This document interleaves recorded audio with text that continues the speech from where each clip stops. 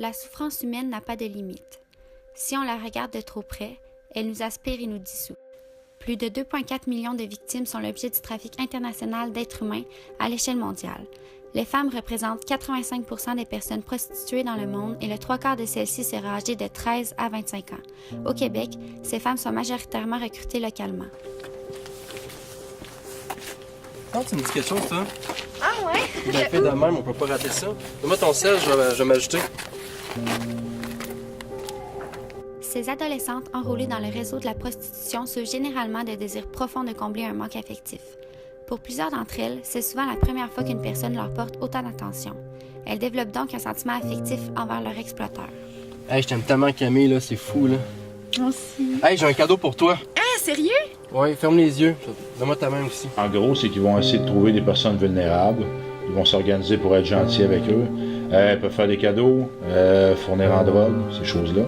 C'est qu'ils vont s'organiser pour essayer de donner à la personne qu'est-ce qu'ils pensent qu'elle voudrait avoir.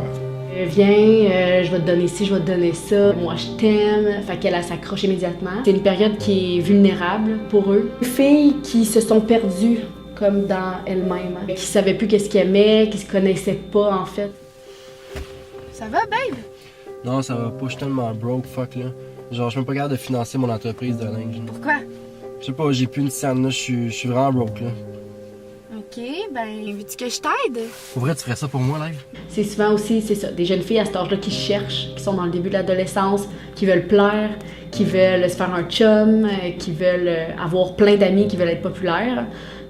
Tu sais, l'autre fois, l'affaire que je t'ai parlé, que j'étais broke là, par rapport à ma compagnie de linge, là. Mais j'ai de quoi t'offrir. Ok. C'est quoi?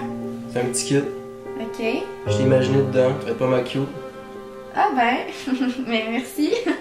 Plusieurs filles témoignent régulièrement que la consommation de diverses drogues facilite l'acte sexuel lorsqu'elles se prostituent. Au départ, la drogue est souvent fournie par le proxénète lui-même.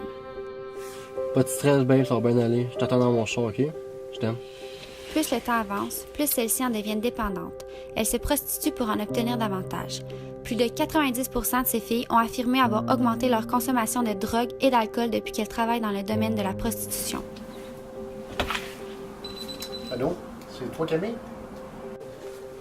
Stresse pas, là, je t'attends dans le char, ok? Et toi, Camille?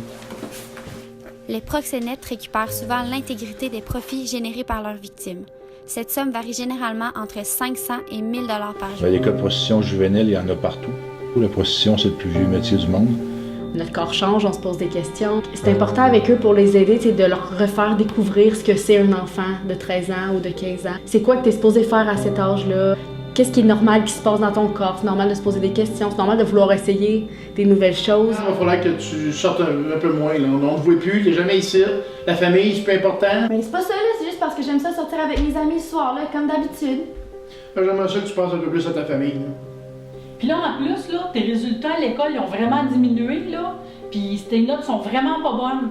Puis ton chum, là, ben, on l'aime pas ben ben. On trouve qu'il t'influence pas mal. Puis tu sais, il veut jamais venir ici puis participer au souper de famille. Puis mon chum, là, excuse-moi, là, c'est vraiment un bon gars, puis à chaque fois que je suis avec, là, il me fait tout le temps des beaux cadeaux, puis il est jamais méchant avec moi, là. Ben oui, c'est ça. Oh my god, vous comprenez tellement rien, là! Ça peut être aussi à cause qu'avec leurs parents, c'est difficile.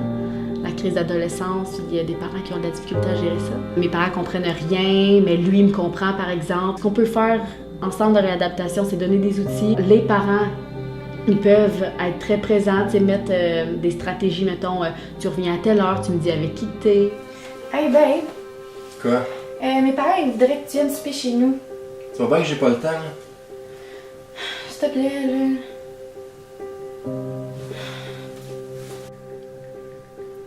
Qu'est-ce que tu crisses, là? Mais j'ai cru à ma mère que tu peux pas venir souper. Chris, ça fait tu mettre de la merde, là? Mais non, là! Les exploiteurs imposent également des règles très strictes aux victimes et les surveillent constamment. Bitch, man! Qu'est-ce que tu fais? T'es fou! Qu'est-ce que Hey, lâche-moi, là! Chris, c'est pas compliqué, tu veux rien comprendre? 70 à 90% des femmes qui se prostituent ont déjà subi des agressions physiques pendant la pratique de ce métier. D'ailleurs, les agressions sexuelles contribuent à l'entrée des jeunes femmes au sein de la prostitution.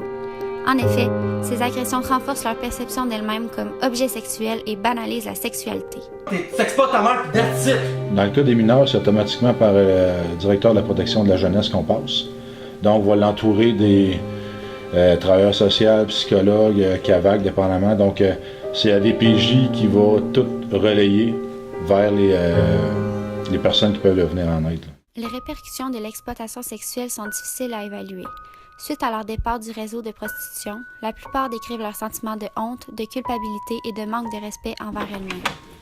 Bonjour madame. Bonjour. Est-ce que vous voulez porter plainte? Une fois qu'on a l'enquête, qu'on a la preuve que le proxénète, qu'on appelle un pimp, qu'il vraiment là, il fait ce travail-là. Une fois qu'on a toute notre preuve qui est établie par l'enquête, on va le localiser, on va l'arrêter. Les sentences auxquelles ils font face, c'est généralement pour traite d'humain. Donc, dépendamment de son pedigree, ça peut aller de différentes sentences de prison. Oui, j'aimerais porter plainte. Il arrivera un moment dans votre vie où vous croirez que tout est fini. Ce ne sera en fait que le début de quelque chose.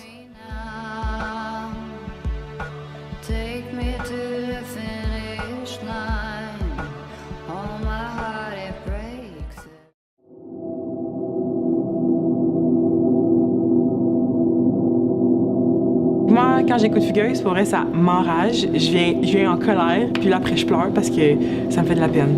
J'avouerais que c'est vraiment comme choquant. Je trouve que c'est vraiment explicite, puis on voit, puis ce qu'on voit pas, on peut vraiment l'imaginer. Troublant, surtout le viol collectif, c'est très choquant. Il n'y a aucun doute que oui.